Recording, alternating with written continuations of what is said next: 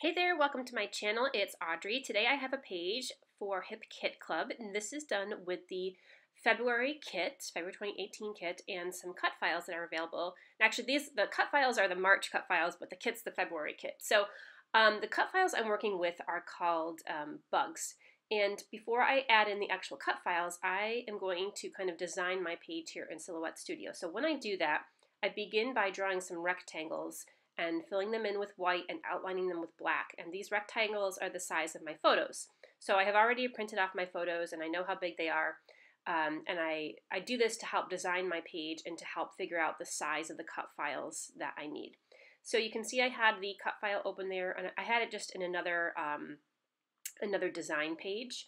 And I'm just copying the bugs that I wanted. So I've copy and pasted this little kind of ladybug lots of times, and I'm using, I'm not going up and hitting, file copy and then edit copy and edit paste. I'm doing some keyboard shortcuts on my keyboard, which is Control C for copy and Control V for paste. So that's how I am copying and pasting.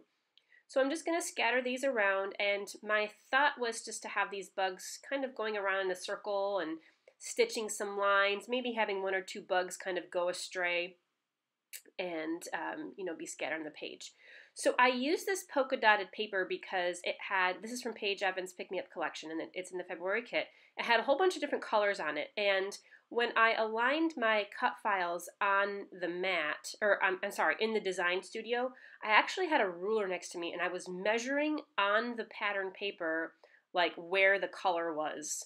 So I didn't want to get one of the white dots. I wanted to get mostly the colored areas. So I actually measured on the paper where the colored areas were, and then I put the cut file over that section of the paper. So that's why these are they were all spread out all over the paper. In addition, this piece of pattern paper has a whole bunch of bugs on it, and I fussy cut some of those bits out. And that paper is from a Maggie Holmes Flourish collection. And then I also cut out a few little black sprays of that leafy black fern-like plant there.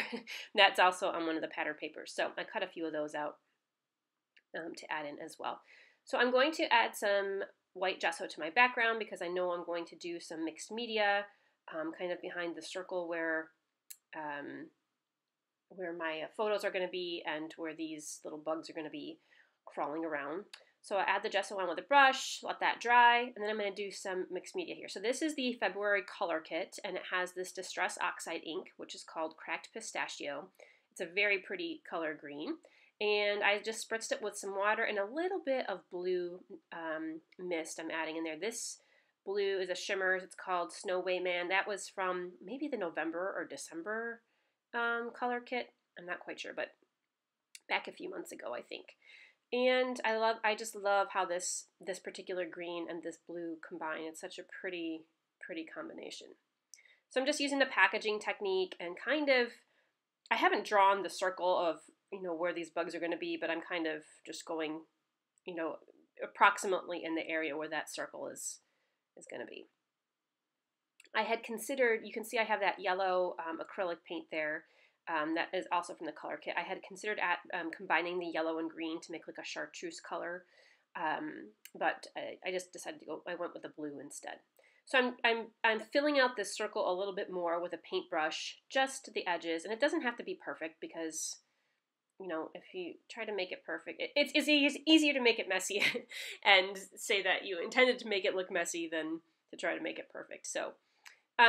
To bring in a little bit of that citron color, I'm using some citron mist from my stash and let that all dry, and then I go back with a few little navy splatters. And once that has dried, I have gone over and stitched with some black thread, and I am just pulling my bobbin thread, which is underneath, and that kind of pulls the loose ends of the top thread through so you don't have loose ends on the front.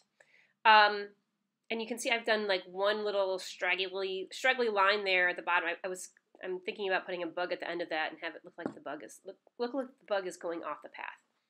So I picked this piece of pattern paper to kind of back my photos. This is also in the kit. It is the same color as the, very similar in color to the mixed media I did in the background, but I think it still helps frame the photos a little bit. And I like the little teeny black dots because it picks up on the splatters and then even the black dots in that dragonfly I cut out. So I'm scattering my bugs around the circle here, and I'm trying to kind of balance the colors around. I want there to be an even balance of the colors. And I stick those little black twigs underneath the photos, which I'm glad I spent the time fussy cutting those out. I love those, they're so pretty. And then I have the one bug kind of going off to the left there. I went through the other items in the embellishment kit and some of the Project Life kit, and picked out some more buggy things. I have a chipboard kind of moth, and then this rub-on, this pink and purple one at the bottom right is a rub-on. And I'm not sure if I use any other bugs from any of the papers. This is the Pink Fresh Studio puffy stickers, and I just pulled some hearts off from there. And I'm pulling hearts again to kind of balance the colors because I only had 2 yellow bugs, so I put a yellowish heart all the way over to the right to help create that visual triangle of yellow. And I'm just going to put a few little embellishments around my photos. This is another rub-on. It says, I love every little thing about you, which is super cute. And so it looked like it was supposed to be one sentiment, but I cut it into little strips to kind of scatter around the photo. And I'm playing around, I'm just going through the rest of the embellishments here, seeing if there's anything else I really want to add on, but I kind of just like how these bugs are, and I wanted these cut files to stand out, and this design, and I think it's kind of not super busy, but it's getting there. So I don't want to add too much more.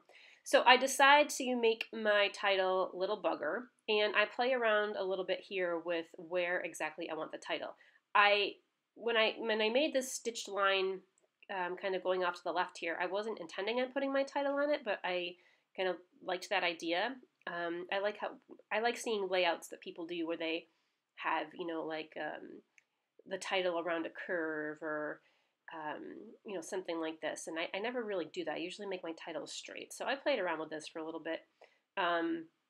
Wasn't quite loving that, so I tried the straight title again, and I think I'm going to go with this, but I end up changing it back again and putting it over and under the line. And then I took one of the little pieces of black twig and added it under the title just to kind of bring that down. And I use a white pen on my pages to kind of draw the lines, and you can't even see them, that I'm going to write my journaling on. I could have just followed the pattern in the paper because there's straight lines in the pattern in the background. And that is the final page. So I absolutely love these bugs, and this cut file is super cute. There's so much you can do with it. I didn't even use all of the different bugs. By the way, those rub-ons went over the stitched parts very easily. I didn't really show a lot of my adhering and gluing down, but the rub-ons went on very smoothly. So that's about it. Thanks so much for watching. Stay scrappy, friends, and I will see you soon.